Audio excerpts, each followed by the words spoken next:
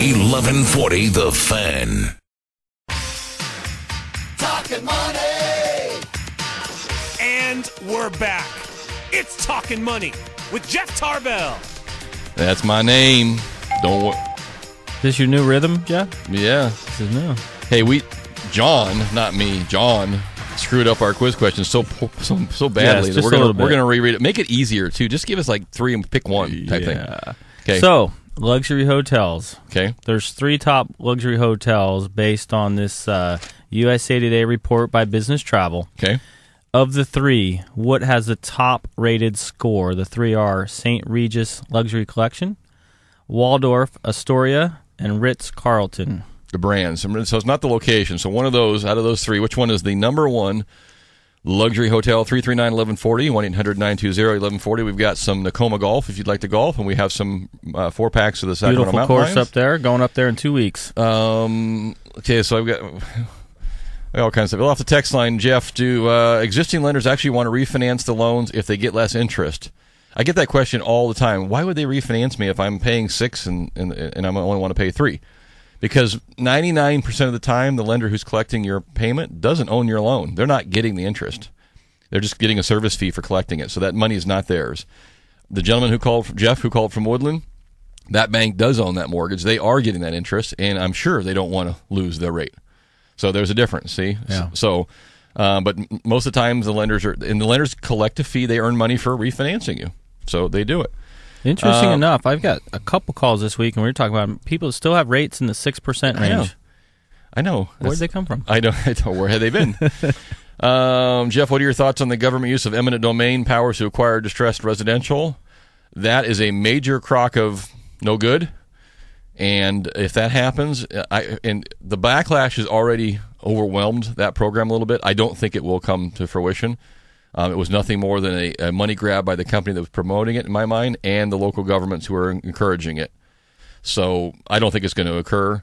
And if it does, if it occurs in your area, be prepared for much higher interest rates in your future, because nobody's going to want to lend in your area, or they're going to put a severe premium on It can be really messy. lending in your community. From the 530, this gentleman gave me the complete description of his house, including the year and what he paid for it 4 years ago. Wants to know the current value. I'll give you $100,000 for it right now in cash. I don't know what the value of your home is in the 530 without that area. Here's a website that John and I use all the time. Zillow.com. Give you a pretty good idea. ZILLOW.com will tell you the value of your house if you're interested in that. And it's not exact, but it's close. Let's check out and see what Kevin's up to. Kevin, what's happening? Hey, Jeff. You know, I wrote that. Thanks for helping John out, by the way.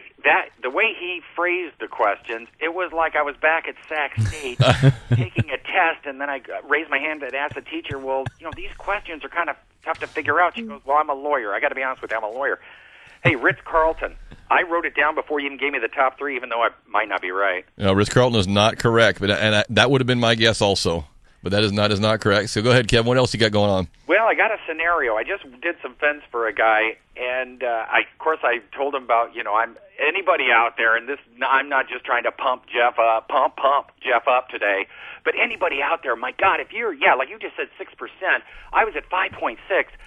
It's a no-brainer. I just dropped my payment by almost $200, pulled $10,000 out, and because I went from 5.6 to 3.75.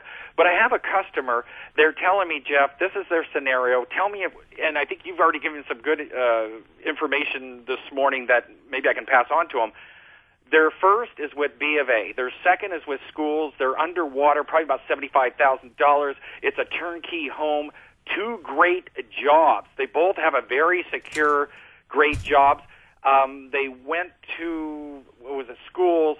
Schools wouldn't help them, and schools said you ought to go back to B of A if you're going to get any help. They took 2 loans out on the house originally to lose the PMI. What do you see this quite a bit, or hear about this quite a bit, or do they have any chance at all of refinancing? If they, that's a good question, Kevin. If their first mortgage if they're upside down, if the first mortgage is a Fannie or Freddie or an wouldn't be FHA.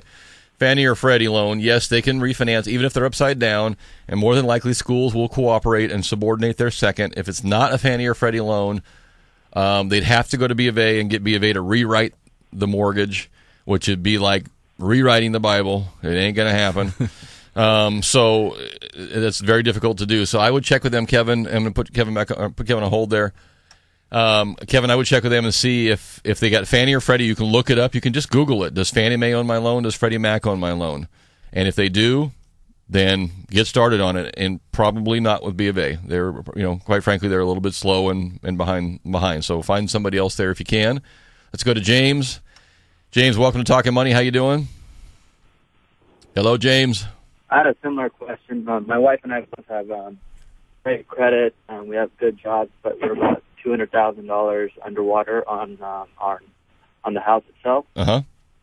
Is there anything that we could do to refinance it? We're making our payments on time, but it seems like our mortgage is at Wells Fargo. It seems like they want us to stop missing payments in order prior to them taking any action. Okay. Have you determined, James, yourself if you have a Fannie Mae or Freddie Mac loan? Do you know? Yeah, they're not. They're not. Okay. And so this is what I had hoped. James, I'm going to put you back on hold because I'm catching some feedback there. This is what I had hoped that HARP 3 was going to do, and selfishly probably, was that HARP 3 was going to come out and allow people like James, who had a conforming loan amount, to get into HARP. But I don't see that anywhere in the discussion yet. So this is where the banks that did that $25 billion settlement for robo-signing, all that, this is where they're supposed to be helping the Jameses of the world, where they are going to identify the people that do not have FHA, Fannie, or Freddie, and say, okay, for you, we're going to try to do something for you. But James, I would also add one comment, that you're $200,000 upside down. That's a hell of a lot of money. If you're going to consider short selling the property or doing something to that effect, it's September 15th right now. You need to get a move on, because as it stands right now, the tax waiver for a foreclosure or a short sale ends December 31st. I'll bet a small amount of money they extend that at some point, but I wouldn't bet at all. And if you're going to get your loan approved for a short sale, you're going to need every bit of the rest of this year to do that.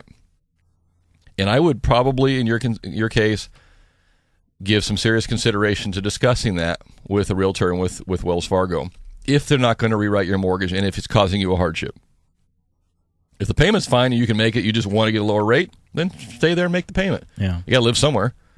But if you're really upside down and you're really having a hard time and you're not getting anywhere with them, then I would discuss a short sale with them. They're very, very open to short sales right now, extremely open to them, and you'll find a buyer probably fairly quickly. You'll be out of the market for a couple of years, 3 years, but that may be better than killing yourselves all the rest of the way. So something to consider. But we're down now to less than 90 days for the end of the year, if you can believe that. Unbelievable. So something to consider, James. I appreciate your call. Got him back on hold there as well. That music means we're done already. Honestly, God, I don't think I said anything today. I mean, I have all this. I have all this cool stuff. I got nothing out. Hi, my name's Jeff. I did say that. That was it. I did get that out. That was it. A little bit about QE3. A lot more conversation to come, I'm sure, on that. Yeah. Short sales are hopping. The White House has got some refinancing plans coming. I even had a little thing that your plant will tell you when it needs water. I didn't even get to that. The good stuff, man. The good stuff. 4-minute abs, Richard. 4-minute abs. What else? We got some Larry Flint stuff we didn't get to. Yeah, Larry Flint offering I just gave away the answer, didn't I? Offering $1 million if you got information on Mitt Romney. Hustler magazine, that's still around? Who buys Hustler anymore? You can get Hustler online for free almost. Apparently somebody's reading it. I guess Full-page ads going out. Okay, you can find me at jefftarbell.com throughout the week. We're on Facebook as well. For John Ferrero, my name's Jeff Tarbell. We'll see you next Saturday, everybody. Be cool. Aloha. Hi, my name's Jeff. Good night.